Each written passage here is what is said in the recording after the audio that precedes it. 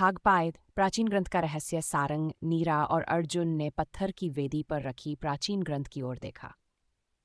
कमरे में एक अजीब सा सन्नाटा था, मानो समय थम गया हो। नीरा ने धीरे धीरे ग्रंथ का पहला पन्ना पलटा और उनके सामने प्राचीन चित्रों और रहस्यमय चिन्हों से भरे पन्ने खुल गए।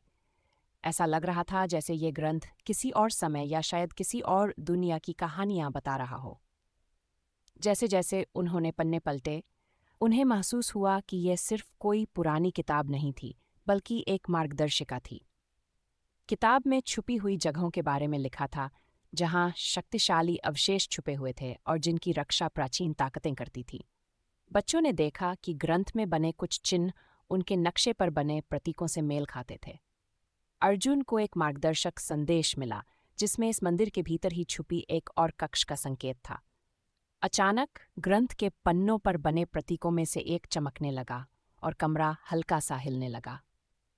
नीरा ने देखा कि सारंग के हाथ में पकड़े नक्शे पर भी कुछ हलचल हो रही थी और नक्शे के प्रतीक ग्रंथ में बने प्रतीकों के साथ मेल खाने लगे थे।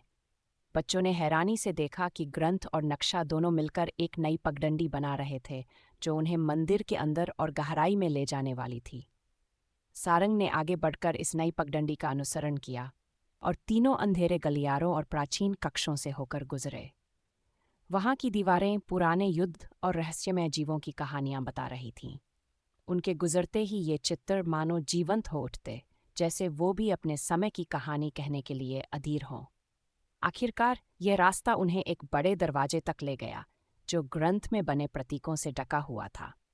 जैसे ही उन्होंने दरवाजे के करीब कदम रखा, दरवाजा खुद ब खुद धीरे धीरे खुलने लगा। अंदर उन्हें एक विशाल कक्ष मिला, जो सुनहरी रोशनी से भरा था। वहां अद्भुत चमकते हुए क्रिस्टल हवा में तैर रहे थे, जो ऊर्जा से भरपूर लग रहे थे। कक्ष के बीचों बीच एक चमकता हुआ क्रिस्टल गोला रखा था, जिससे हल्की गर्माहट निकल रही थी। नीरा गोले के पास पहुंची, उसे किसी अनजानी शक्ति से खिंचाव महसूस हुआ। जैसे ही उसने गोले को छुआ, उनके सामने अचानक छवियां चमकने लगीं। उन्होंने छिपी हुई जगहों, प्राचीन जीवों और भी शक्तिशाली अवशेषों की झलक देखी, जो उनके नक्शे पर चिन्हित स्थानों पर छुपे हुए थे। हर छवि जैसे एक रहस्यमय कहानी का हिस्सा जोड़ रही थी, मानो ये सब एक विशाल गहरे रहस्य की ओर इशारा कर रहा हो।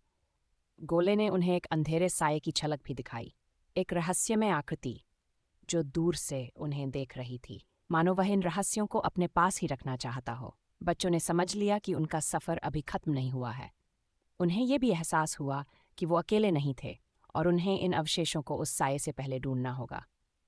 नए जोश और संकल्प के साथ सारंग, नीरा और अर्जुन कक्ष से बाहर निकले। उनके मन में उस चमकते गोले की छवियां अब भी घूम रही थीं।